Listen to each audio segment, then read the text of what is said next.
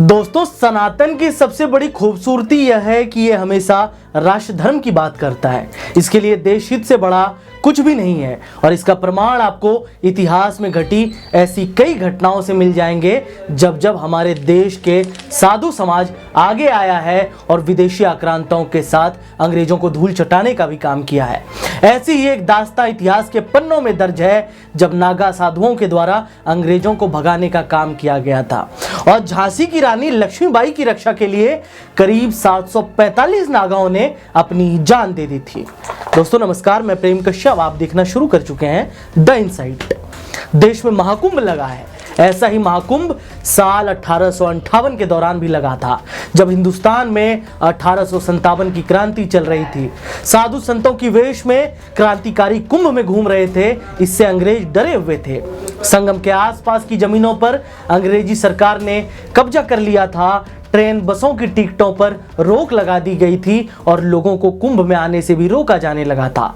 1858 के कुंभ से जुड़ी कई बातों का इलाहाबाद यूनिवर्सिटी के प्रोफेसर धनंजय चोपड़ा अपनी किताब भारत में कुंभ में जिक्र करते हुए लिखते हैं कि रानी लक्ष्मीबाई प्रयाग में एक पंडे के यहाँ ठहरी हुई थी। अंग्रेजों को इसकी खबर लग गई और उन सब ने पंडों को फांसी पर लटका दिया। इसके बाद लक्ष्मीबाई ग्वालियर लौट गई, लेकिन अंग्रेजों की फौज उनके पीछे लगी रही। इस दौरान कर्नल रेली ब्रिटिश फौज को लीड कर रहा था। इसी दरमियान अंग्रेजों और रानी के बीच मुठभेड़ हुई और एक अंग्रेज सिपाही ने लक्ष्मीबाई के माथे पर तलवार से वार कर दिया। इस घटना को लिखते हुए उपन्यासकार वृंदावन लाल वर्मा अपनी किताब लक्ष्मीबाई द रानी ऑफ झांसी में लिखते हैं, अंग्रेजों की इस वॉर से रानी की छाती के निचले हिस्से में गहरा घाव हो गया था। उन्होंने अपनी पगड़ी से बहते हुए खून को रोकना चाहा, लेकिन घाव गहरा था, खून रुक नहीं रहा था। फिर भी रानी आगे बढ़ी और उस अंग्रेजी सैनिक को मार डाला। इसी बीच दूसरे सैनिक ने उनकी छाती पर गोली दाग दी। नतीजा ये हुआ कि रानी घोड़े के पीठ पर जा गिरी और उनकी वहीं पर मौत हो गई। हालांकि रानी के वफादार सैनिक गुल मोहम्मद और रघुनाथ सिंह उन्हें लेकर पास में ही संत गंगादास की बड़ी शाला में पहुंचे। उस समय आश्रम को शाला कहा जाता था। वहां गंगादास और सैकड़ों नागा साधु रहते थे। रानी को देखते ही गंगादास ने पहचान लिया क्योंकि रानी उनकी शिष्या थी। हालांकि तमाम कोशिशों के बावजूद उनको बचाया नहीं जा सका। इधर शाला परिसर में ब्रिटिश फौज आ चुकी थी। घोड़ों की पदचाप और शोर सुनाई दे रहे थे।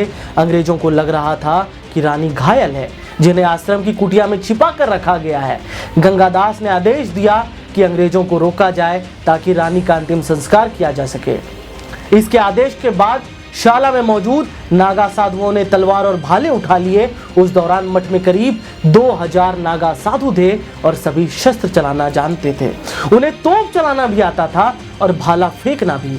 अंग्रेजों की फौज को देख नागा समझ गए कि इन्हें रोकना है तो तोप से लड़ाई लड़नी पड़ेगी। अंततः नागा साधुओं ने अंग्रेजों से लड़ने के लिए आश्रम में रखी 2 फुट की तोप निकाली, उसे खिड़की पर लगाया और बारूद भरकर कई अंग्रेजों को मार गिराया।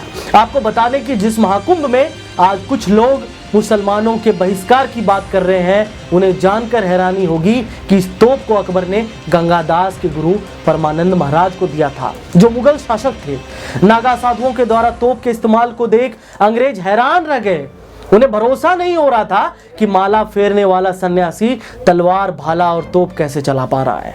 हालांकि रानी लक्ष्मीबाई की रक्षा को लेकर छिड़ी इस घमासान में अंग्रेजों को मौत के साथ सैकड़ों साधुओं को भी अपना बलिदान देना पड़ा। इस बात की पुख्ता जानकारी देते हुए संत गंगादास शाला के महंत रामसेवक दास दैनिक भास्कर को बताते हैं कि रानी ने आखिरी वक्त में बेटे दामोदर राव को गंगादास के हाथों सौंप दिया था।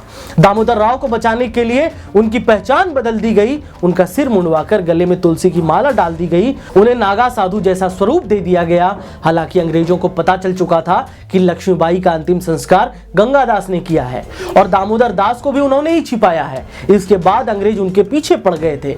गंगादास को यह मालूम हो गया था कि ब्रिटिश आर्मी उन्हें कभी भी मार सकती है, इसलिए वह आश्रम में बचे हुए साधुओं को लेकर काशी चले गए, जहां सभी अखाड़ों के नागा साधु उनसे मिले। इस दौरान गंगादास ने उन साधुओं से कहा, अगर हम ग्वालियर नहीं गए तो हमारी द्वाराचारी पीठ खत्म खत्म हो जाएगी। दरअसल यह पीठ रामानंदी संप्रदाय के महंत परमदास ने बनाई थी। ये वैष्णव संप्रदाय की सबसे पुरानी पीठों में से एक है। महंत रामसेवक दास आगे बताते हैं कि कुछ दिनों बाद जब गंगादास वापस बड़ी शाला लौटे तो देखा कि 745 साधुओं की लाशें पड़ी हुई है। ये सारे साधु अंग्रेजों के द्वारा मारे गए थे और लड़ते हुए मरे थे, जिनके शवों को स्वर्ण रेखा नदी के किनारे अंतिम संस्कार किया गया। और आज भी हर साल बाबा गंगादास की बड़ी शाला में नागा साधुओं को श्रद्धांजलि देने के लिए उनके साथ साथ उनके शस्त्रों की भी पूजा की जाती है।